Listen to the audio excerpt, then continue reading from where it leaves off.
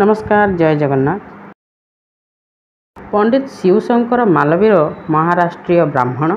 संस्कृत एवं देशीय भाषा एहांकर असाधारण व्युत्पत्ति, काव्य, नाटक, अलंकार, प्राचीन आर्य षट्दर्शन शास्त्र कंठस्थ। विशेषतः दैत्य नैपुण्य तांको सहित तुलिबाकू लोक नाहांती। उत्कल खंडर दुर्गपति मानक सहित महाराष्ट्रपतिंक संधिबंधन कार्य साधन निमंते निज बेराबर उच्चतम दरबार नियुक्त हो आसिछंती। दशपल्लार भंजे, बांकीर श्रीचंदने, तगिरियार चंपती, नीलगिरीर हरिचंदने प्रभृति दुर्गपति माने एहांको ज्ञान एवं वाक्य कौशल रे बेरारपति रघुजी भुवनसलांक ठारे वर्षत्य स्वीकार करी संधिपत्र स्वाक्षर करियछंती। फौजदार भास्कर पंडित अस्त्र बल ढेंकानाल महेंद्र को आयत्त करि पारि नथिले। प्रत्युत आपे युद्ध रे परास्त होई लांछित होई महाराष्ट्र गौरव चंद्र को कलंक कालीमारे कलुपित करथिले। मात्र पंडित शिवशंकर मालवीयंक बाल्य कौशल रे ढेंकानाल दुर्गेश्वर इच्छापूर्वक संधिपत्र स्वाक्षर करियछंती। रायबणिया दुर्गेश्वर श्री श्री श्री राय राघव राटसिंह जगदेव बैरीगंजन मानधाता ए पर्यंत बेरार दरबार ठारे बस्यता स्वीकार करि नाहांती। प्रत्युत विक्षोभ पक्ष अवलंबन द्वारा ताहांकर आतंकर कारण होई रही अछंती। उत्कल देशरु बंगदेश को प्रवेश करने निमंते रायबणिया दुर्ग द्वार स्वरूप अटे। विशेष दुर्गेश्वर मानधाता जड़े क्षमताशाली एवं रणकौशली। तांको अधीनस्थ 15 सहस्र खंडायत पाइक साहसी, रण निपुण एवं अनुगत अटंती। शीर्ष भागरे प्रबल शत्रुर वर्तमानतारे बेरार पति उत्कलखंड संपूर्ण रूपे आयत्त करी मध्य निश्चिंत होई पारि नथिले। तन्नी बंधन विशेष चिंतित। फौजदार भास्कर पंडित उद्देश्य साधन रे अकृत कार्य हेबारु द्रुतश्रेष्ठ पंडित शिवशंकर मालवीय आगमन करियछंती। सायान्न समय दूतवर शिवंकर मालवीय रायबणिया दुर्गर सिंहद्वार ठारे उपस्थित हेले। रायगुरु बनमाली बाचस्पति, पुरोहित पुरुषोत्तम रथे, दल बेहेरा गोपाल मंदराज प्रभृति राजकीय प्रधान पुरुष माने पाछोटी जाई तांकू समर्यादारे शंखली सभा को घेनीगले। श्री श्री श्री मानधाता दारबार रे विजे करिछंती।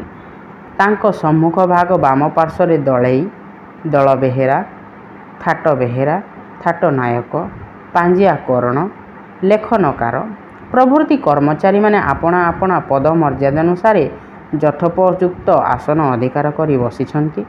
दक्षिण श्रेणी रे पुरोहित, राजगुरु, रायगुरु, सभा पंडित, सदस्य, शासन पाणिग्राही प्रभृति ब्राह्मण मानक आसन निरूपित होइअछि। सेही श्रेणी रे शीर्ष स्थानीय आसन दूतंकु प्रदत्त हेला। दूत नमस्करणीय ब्राह्मण। मानदाता ओळगी हेले। दूत दुई हस्त अंजलिबद्ध करी आशीर्वाद कले। दूत आसन ग्रहण कले। सभा निस्तब्ध। समस्ते ताहांक मुख को चाहि रही अछंती। दूत आसन ग्रहण करी थरे श्री श्री श्री मानधातांकु अनाई तहीं उत्तारे सभास्थ समस्तंकु थरे थरे अनाइले। सभागृह सर्वस्थान रे थरे निरीक्षण करी मस्तक अवनति करी तुनि होई बसिले। महाप्रभुंक श्रीमुख वाक्य व्यर्थ हेबार नुहे। एही पुण्यभूमि भारतखंड मध्य जेते थर दुर्वृत्त राक्षस माने प्रबल होई जागयज्ञ प्रभृति वैदिक क्रियाकलाप विनाशपूर्वक धार्मिक साधु लोकंक प्रति अत्याचार करियछंती, जेते थर महाप्रभु स्वयं पृथ्वी रे अवतीर्ण होइअछंती। राम रूपे जगत रे अत्याचारी रावण को विनाश करियछंती। कंस, शिशुपाल, जरासंध प्रभृतिंक द्वारा धर्म प्रति धार्मिक मानक प्रति अत्याचार घटिथिला। महाप्रभु स्वयं श्रीकृष्ण रूपे अवतीर्ण हेले। महाप्रभु आज्ञा करियछंती, जेतेबेले धर्मर ग्लानि उपस्थित हेब सेतेबेले से अवतार रूप धारण करिवे। मानधाता अवधान। एही पुण्यभूमि उत्कल खंडर राजन्य मंडली रे आपण गर्व विषय अग्रगण्य। आपणक साहस, पांडित्य, धार्मिकता सर्वस्व विदित। बराबर श्रेष्ठतम दरबार रे उत्कल देशर कथा उत्थापित हेले प्रथमे आपणक नामर उल्लेख हुए। आपण खंडायत कूलर चूड़ामणि अटंती। विशेष महाप्रभु स्वयं बोलिअछंती, मानव मध्य मु राजन। राजा माने भगवान विष्णुंक अंशरे जात। आपण जणे नरपति, एथकु विष्णुतुल्य पूज्य। आपणक सभास्थ ज्ञानी मानक नाम केते थर श्रवण करिथिले। अद्य नेत्र कर्ण उभय इंद्रियर क्रिया सफल हैला। ଆପଣଙ୍କ ସମସ୍ତ ସଦସ୍ୟମାନେ ବିଶେଷ ଜ୍ଞାନ ସମ୍ପନ୍ନ ଏବଂ ସର୍ବଶାସ୍ତ୍ରଦର୍ଶୀ। ଏଥକୁ ଜ୍ଞାନୀ ମଣ୍ଡଳପୂର୍ଣ୍ଣ ଏହି ରାଜସଭାରେ ବିଶେଷ କିଛି ବ୍ୟାଖ୍ୟାନ କରିବା ମତ୍ ସଦୃଶ କ୍ଷୁଦ୍ର ଲୋକ ପକ୍ଷରେ ଧୃଷ୍ଟତାର କାର୍ଯ୍ୟ ଅଟେ। ମାତ୍ର ପ୍ରୟୋଜନ ସାଧନର ଅନୁରୋଧରେ କିଛି କଥା ବୋଲିବାକୁ ବାଧ୍ୟ ହେଉଛି। ଏହି ପୁଣ୍ୟକ୍ଷେତ୍ର ଭାରତଖଣ୍ଡରେ ମ୍ଲେଚ୍ଛ ପ୍ରାବଲ୍ୟରେ ଦେବତା ବ୍ରାହ୍ମଣଙ୍କ ମର୍ଯ୍ୟାଦା ଏବଂ ସନାତନ ଆର୍ଯ୍ୟ ବୈଦିକ ଧର୍ମର କ୍ରିୟାକାଣ୍ଡ ବିଲୁପ୍ତପ୍ରାୟ ହୋଇଥିଲା। ମହାତ୍ମା ଶିବାଜୀ ବିଷ୍ଣୁଙ୍କ କଳ୍କୀ ଅବତାର। ମ୍ଲେଚ୍ଛ ନିବହ-ନିଧନ ଏବଂ ସନାତନ ବୈଦିକ ଧର୍ମ ଉଦ୍ଧାର କରି ଲୀଳା ସମ୍ବରଣ କରିଅଛନ୍ତି। ଉକ୍ତ ମହାତ୍ମାଙ୍କ ଆବିର୍ଭାବ ହୋଇନଥିଲେ ପୁଣ୍ୟକ୍ଷେତ୍ର ଭାରତଖଣ୍ଡର ହିମାଳୟଠାରୁ କନ୍ୟାକୁମାରୀ ପର୍ଯ୍ୟନ୍ତ ସମସ୍ତ ସ୍ଥାନରେ ଯବନାଧିକାର ନିରଙ୍କୁଶ ରୂପେ ବିସ୍ତୃତ ଥାନ୍ତା। ସନାତନ ହିନ୍ଦୁ ଧର୍ମର ଚିହ୍ନ ମାତ୍ର ଥାନ୍ତା ନାହିଁ।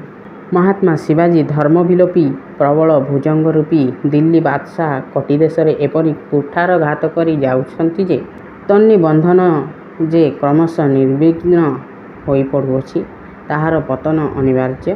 ବୃକ୍ଷମୂଳ ଭଗ୍ନ ହେଲେ ଶାଖା ପ୍ରଶାଖା ସହଜରେ ବିନଷ୍ଟ ହୋଇଥାଏ। ଦିଲ୍ଲୀ ସିଂହାସନ ସହିତ ତାହାର ଶାଖାସ୍ୱରୂପ ସୁବା ସମସ୍ତ ଯେ ଧ୍ୱଂସପ୍ରାପ୍ତ ହେବ, ଏହା ଧ୍ରୁବ ସତ୍ୟ ଜାଣିବ।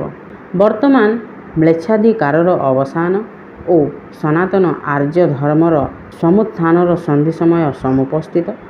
ଯେପରି ଆର୍ଯ୍ୟ ଆଧିପତ୍ୟ ଆର୍ଯ୍ୟଧର୍ମ ଅକ୍ଷୁର୍ଣ୍ଣ ଭାବେ ବୃଦ୍ଧି ପାଏ, ସେଥିସକାଶେ ପ୍ରତ୍ୟେକ ହିନ୍ଦୁ ଅଧିପତିଙ୍କ ପକ୍ଷରେ ସଯତ୍ନ ରହିବା କର୍ତ୍ତବ୍ୟ ଅଟେ।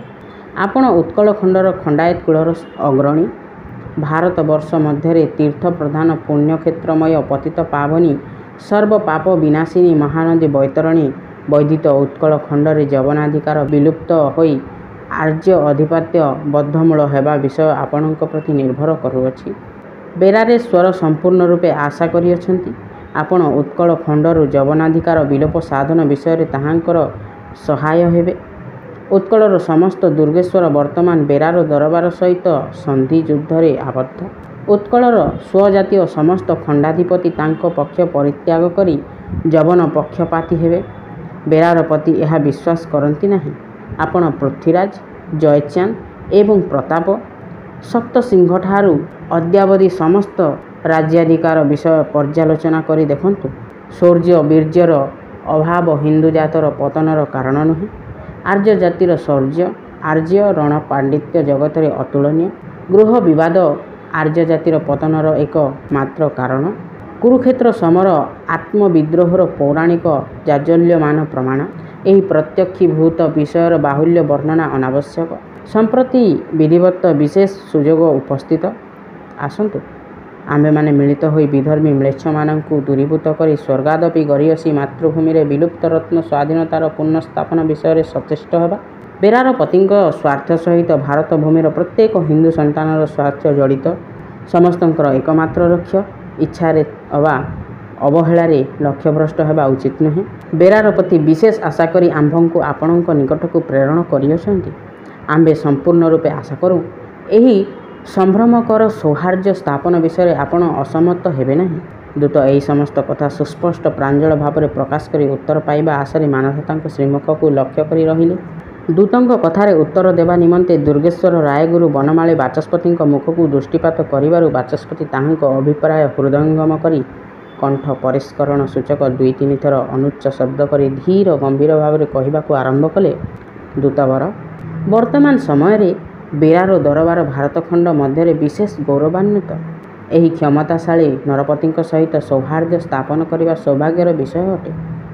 ବିଶେଷରେ ବେରାର ପତି ସ୍ୱେଚ୍ଛାଚାଳିତ ହୋଇ ଏହି ଦୁର୍ଗେଶ୍ୱରଙ୍କ ସହିତ ମୈତ୍ରୀ ସ୍ଥାପନର ଅଭିପ୍ରାୟ ପ୍ରକାଶ କରି ସୁଯୋଗ୍ୟ ଲୋକ ହସ୍ତରେ କାର୍ଯ୍ୟ ସମ୍ପାଦନର ଭାର ଅର୍ପଣ କରିଅଛନ୍ତି।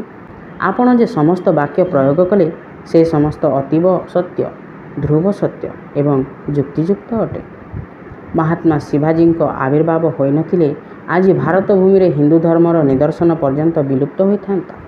ମ୍ଲେଚ୍ଛ ନିବହ-ନିଧନ ସାଧନ ନିମନ୍ତେ ସ୍ୱୟଂ ବିଷ୍ଣୁ ଯେ କଳ୍କୀ ଅବତାର ରୂପେ ଅବତୀର୍ଣ୍ଣ ହୋଇଥିଲେ, ଏ କଥାକୁ ଅପ୍ରତ୍ୟୟ କରି ଯେଉଁ ଜ୍ଞାନୀ ଲୋକ ପ୍ରତ୍ୟବାୟଭାଗୀ ହେବାକୁ ସାହସ କରିବେ, ରତ୍ନପ୍ରସୂ କମଳାଙ୍କ ବିଳାସ ନିକେତନ ସମସ୍ତ ଭାରତବର୍ଷରେ ତାହାର ଅଖଣ୍ଡ ଆଧିପତ୍ୟ, ବହୁ ଲକ୍ଷ ସୁଶିକ୍ଷିତ କୃପାଣହସ୍ତ ପଦାତିତ, ଲକ୍ଷ ଲକ୍ଷ ଅଶ୍ୱାରୋହୀ, ବହୁ ସହସ୍ର ଗଜାରୋହୀ ଯାହାର ଇଙ୍ଗିତ ମାତ୍ରକେ ଚାଳିତ, ସୂର୍ଯ୍ୟଚନ୍ଦ୍ର ବଂଶୀୟ ମହାବୀର ନୃପତିବୃନ୍ଦ ଯାହାର ଆଜ୍ଞାବହ, ଭାରତବର୍ଷର ରାଜନ୍ୟ ମଣ୍ଡଳୀ ଯାହାର ସିଂହାସନ ତଳେ ଅବନତ ମସ୍ତକ, କୁବେର ଭଣ୍ଡାର ତୁଲ୍ୟ ଯାହାର ଗନ୍ତାଘର, ଏପରି ଦିଲ୍ଲୀ ସ୍ୱର ବା ଜଗଦୀଶ୍ୱର ବା ଦୁର୍ଦ୍ଦଣ୍ଡ ସମ୍ରାଟକୁ ଗୋଟିଏ କ୍ଷୁଦ୍ର ଜମିଦାରର ପୁତ୍ର ସାମାନ୍ୟ ଦସ୍ୟୁଦଳ ସହାୟତାରେ ପରାସ୍ତ କଲେ।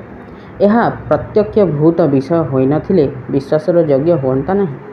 ଶିବାଜୀଙ୍କ ଚରିତ୍ର ବଳ, ବାହୁବଳ ସାଧାରଣ ମାନବ ମଣ୍ଡଳୀର ଅସୁଲଭ ବିଷୟ ଅଟେ। ତାଙ୍କର ସମର ସାମର୍ଥ୍ୟ, ଧର୍ମପ୍ରାଣତା, ସ୍ୱଦେଶ ବାତ୍ସଲ୍ୟ ଜଗତରେ ଦୁର୍ଲଭ। ଦୂତବର ଅଧିକ କ'ଣ କହିବୁ? ସେହି ମହାତ୍ମାଙ୍କ ସହିତ ଆର୍ଯ୍ୟ ଗୌରବ ବିଲୁପ୍ତ ହୋଇଅଛି। ମହାତ୍ମା ଶିବାଜୀଙ୍କ ନିର୍ମିତ କୀର୍ତ୍ତିସୌଧର ପତନ ଅନିବାର୍ଯ୍ୟ।